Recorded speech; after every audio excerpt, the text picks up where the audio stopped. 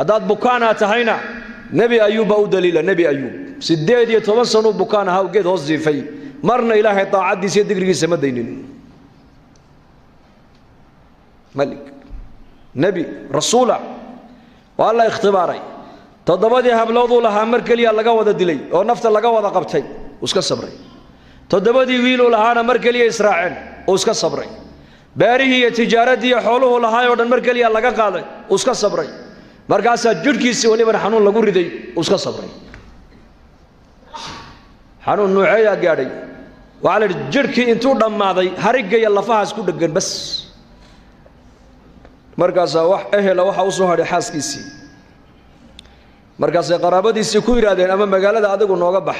ama anaku aan kaaga baxno may ana inaga fududo inaga tagay buuri ay tukubisay banaanka bay u saartay geed bay hoostiisa dhigtay 18 sano ay culimada qaar sheegaan ayuu geed hoos jiifay subaxdii bay ka tagaysay magaaladay u soo noqonayso dadkii u shaqeyn jirtay aqaladay ka shaqeyn jirtay leeyahay wixii mushqaayad la soo siiyay intay soo ugu soo iibiso khubz ayay iyo idaam ayay markaa nabiga ugu keenin jirtay geedka hoostiisa markaas ay ku tiraada ayuubow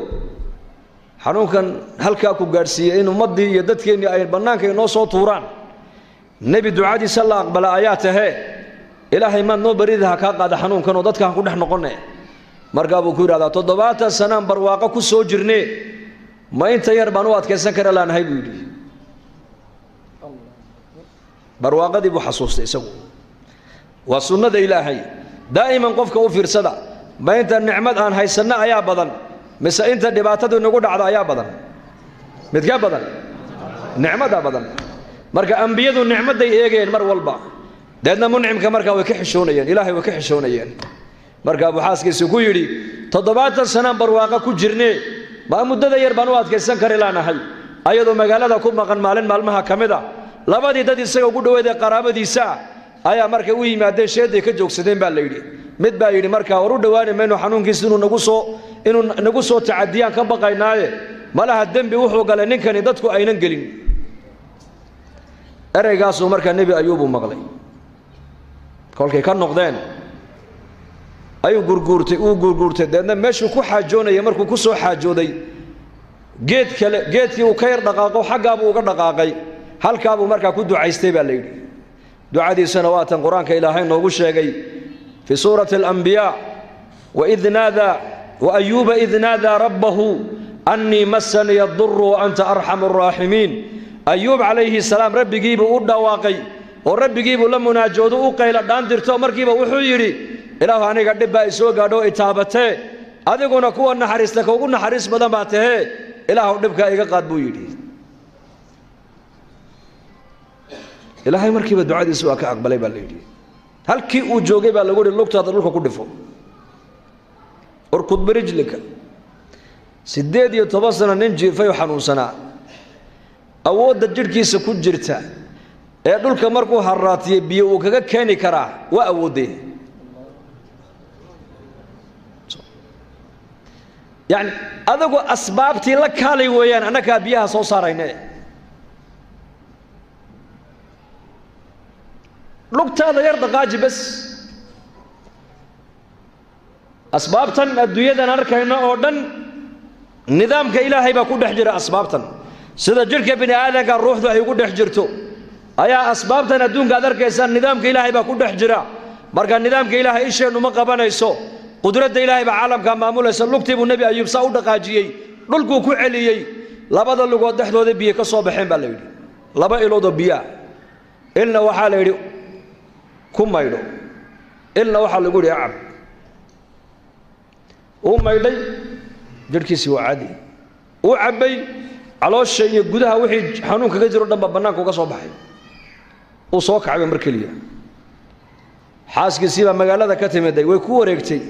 iyadoo xishoonaysa marka waxay tiri oday ayuub la oran jiray oo bukaan ahaa oo muddo dhowr iyo 10 sano halka aan la joogay oo maanta aan ka tagay magaalada aan ugu maqnaayo aan u shaqo tagay miyaa dhintay ma dugaag baa qaatay waliba dhalinyarnimadiisina adigu aad kuugu ekaaye formigiisii baad leedahay markaasuu yidhi ayuubu aniga buu ka yidhi ana ayuub ayuubkii aad kaga tagtay sariirta dusheeda ee jiifay ee kici kari lahaa waa isagii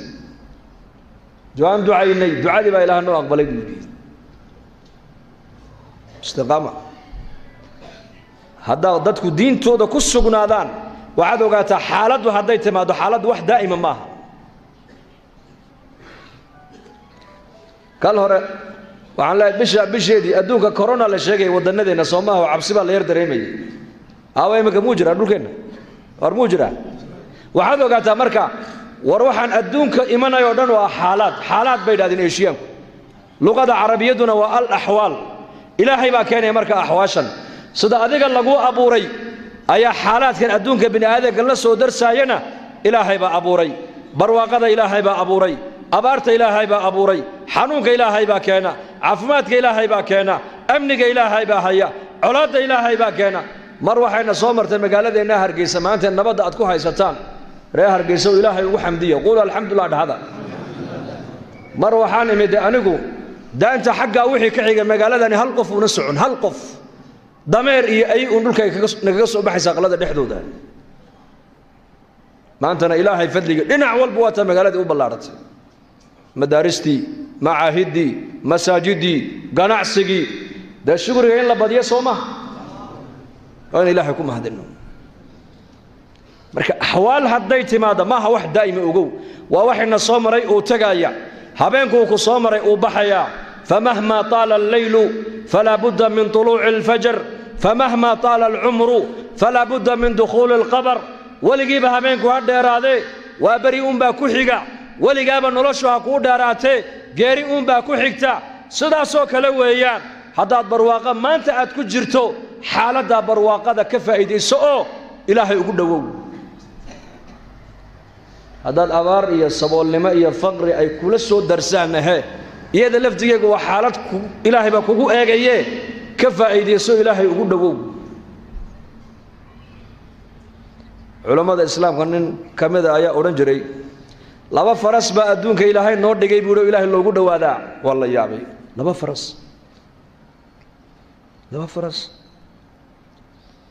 faras magaciisa waxa la yiraahdaa ash-shukr